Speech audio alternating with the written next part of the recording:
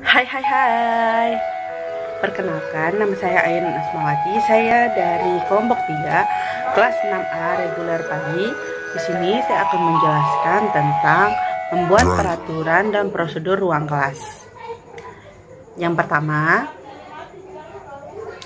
ada pengertian dari pengelolaan ruang kelas. Pengelolaan itu dapat diartikan sebagai proses penggunaan sumber daya efektif untuk mencapai sasaran. Sedangkan kelas diartikan secara umum sebagai sekelompok siswa yang ada pada waktu yang sama, menerima pelajaran yang sama, dan dari guru yang sama pula. Jadi dengan demikian, kesimpulan dari pengelolaan ruang kelas yaitu segala usaha yang diarahkan untuk mewujudkan suasana belajar mengajar yang efektif dan menyenangkan, serta dapat memotivasi siswa untuk belajar dengan baik sesuai dengan kemampuan mereka. Atau dapat dikatakan bahwa pengelolaan kelas merupakan usaha sadar untuk mengatur kegiatan proses belajar mengajar secara sistematis. Usaha sadar itu mengarah pada penyiapan bahan mengajar, penyiapan sarana dan alat peraga, pengaturan ruang belajar, kemudian mewujudkan situasi atau kondisi proses belajar mengajar, dan pengaturan waktu sehingga pembelajaran berjalan dengan baik dan tujuan kurikuler dapat tercapai.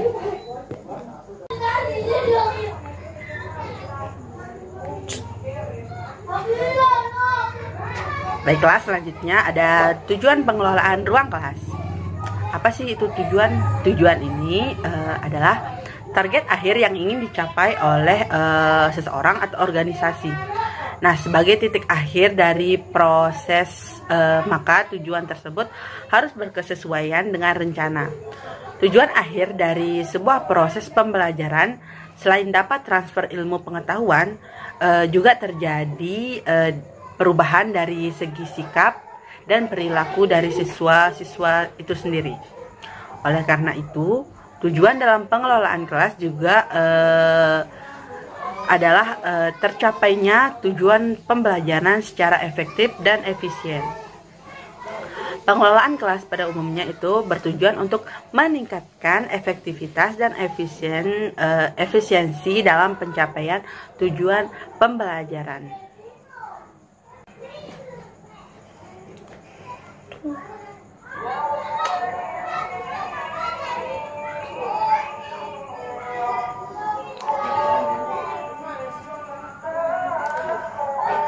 Oke, selanjutnya adalah merencanakan peraturan ruang kelas.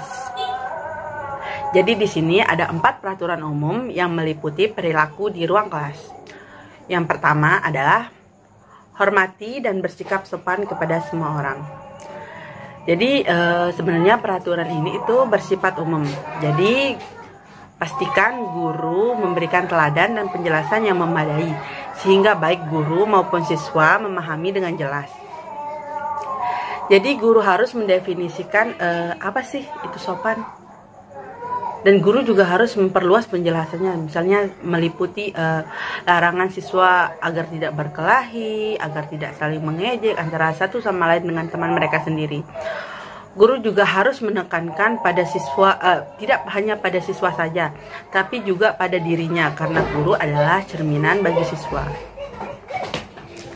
Selanjutnya adalah bergegas.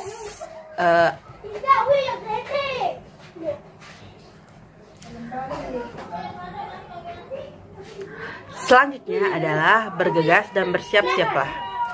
Jadi peraturan ini menekankan pentingnya tugas-tugas di sekolah.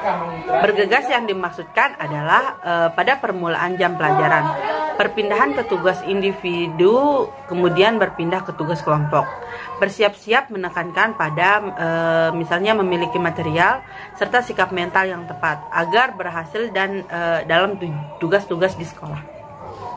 Kemudian yang ketiga adalah simaklah dengan seksama sementara siswa lainnya sedang berbicara.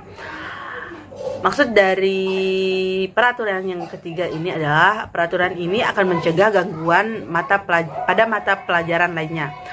Guru dapat menggunakan diskusi mengenai peraturan ini untuk mengajarkan siswa bagaimana berkomentar atau mengajukan pertanyaan. Misalnya ketika siswa ingin bertanya, guru membuat peraturan, yaitu siapa yang ingin bertanya silahkan angkat tangan, dan saat ditunjuk baru siswa boleh berbicara di depan kelas.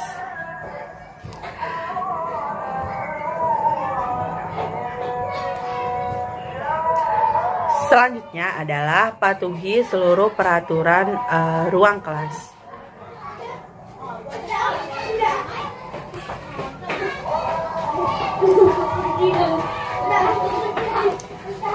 Yang keempat atau yang terakhir adalah patuhi seluruh peraturan sekolah. Jadi peraturan ini memberikan kesempatan guru dalam membahas peraturan sekolah yang berkaitan dengan pengawasan guru terhadap siswa di luar ruang kelas. Misalnya seperti di taman, seperti di kantin, atau di tempat-tempat lainnya.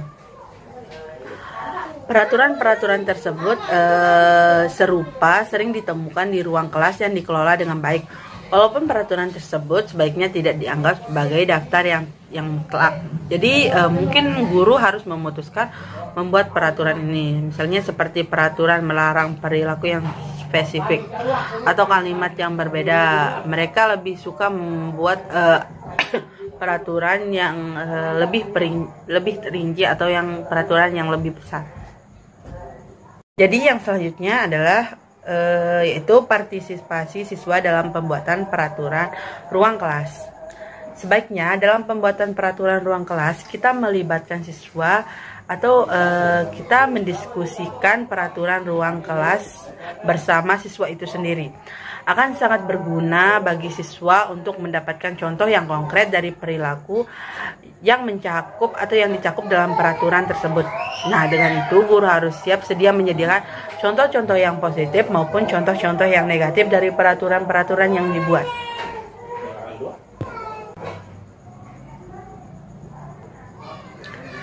Selanjutnya adalah merencanakan prosedur ruang kelas. Jadi prosedur ruang kelas ini dikategorikan menjadi 5, yaitu yang pertama prosedur bagi ruangan. Apa sih prosedur dari bagi penggunaan ruangan ini? Jadi sejumlah besar wilayah ruangan tertentu dan perabotan atau perlengkapan di dalam ruangan membutuhkan prosedur untuk mengatur penggunaannya. Misalnya yang pertama contohnya itu meja tulis guru dan wilayah penyimpanannya. Jadi meja guru ini tidak boleh dipindahkan atau tidak boleh siswa lain itu memindahkan apapun dari meja guru atau wilayah penyimpanan lainnya tanpa seizin dari guru tersebut. Yang kedua adalah meja tulis siswa dan wilayah penyimpanannya. Jadi siswa lain itu tidak boleh mengambil atau memindahkan atau mengusik apapun yang ada di meja siswa lain tersebut. Selanjutnya adalah penyimpanan bagi material umum. Jadi misalnya dalam sebuah lemari terdapat spidol, gunting, kertas, atau tempat-tempat penyimpanan di lemari tersebut.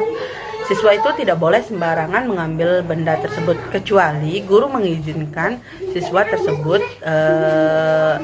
menggunakan misalnya dalam sebuah prakarya. Jadi siswa bebas mengambil dan guru juga memberikan arahan bagaimana cara mereka mengembalikan alat-alat tersebut. Kemudian keran air minum atau toilet. Jadi siswa itu boleh menggunakan keran air minum atau toilet sesuai dengan waktu yang ada, misalnya ketika istirahat. Boleh juga ketika jam pelajaran, namun guru meminta siswa agar tidak sering-sering keluar untuk ke kamar mandi. Yang kedua adalah prosedur bagi pekerja individual dan kegiatan yang dipimpin oleh guru. Jadi prosedur ini yang pertama adalah perhatian siswa selama presentasi. Yang kedua adalah partisipasi dari siswa itu sendiri. Yang ketiga adalah berbicara kepada sesama siswa. Yang keempat mendapatkan bantuan, dan yang kelima ketika pekerjaan individual telah selesai.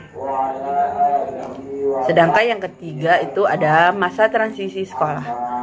Masa transisi sekolah ini Yang pertama itu dilihat dari memulai hari bersekolah, yang kedua meninggalkan ruangan, yang ketiga kan kembali ke ruangan itu sendiri, dan bagaimana siswa itu mengakhiri harinya. Selanjutnya ada prosedur bagi pembelajaran kelompok kecil. Jadi yang pertama itu kita mempersiapkan kelas untuk kegiatan. Selanjutnya pergerakan para siswa ke dalam dan keluar kelompok itu bagaimana. Yang kemudian perilaku yang diharapkan dari siswa dalam kelompok itu seperti apa. Kemudian perilaku yang diharapkan dari siswa di luar kelompok kecil itu bagaimana. Penggunaan material dan perlengkapan yang diberikan oleh guru itu digunakan apakah sudah efisien atau bagaimana. Selanjutnya kegiatan kelompok yang kooperatif. Yang kelima adalah prosedur umum. Jadi prosedur umum ini meliputi tentang material, interupsi atau penundaan, yaitu ada toilet umum, perpustakaan, ruangan sumber daya atau kantor sekolah, kemudian ada kantin dan juga ada taman bermain. Ada juga biasanya untuk para SD, biasanya mereka mendapatkan latihan penanganan kebakaran atau bencana alam, dan juga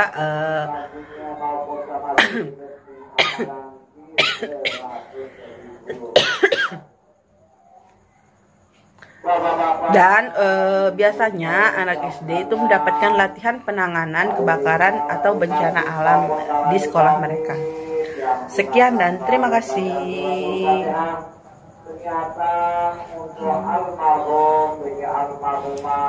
Sekian dan terima kasih. Wassalamualaikum warahmatullahi wabarakatuh.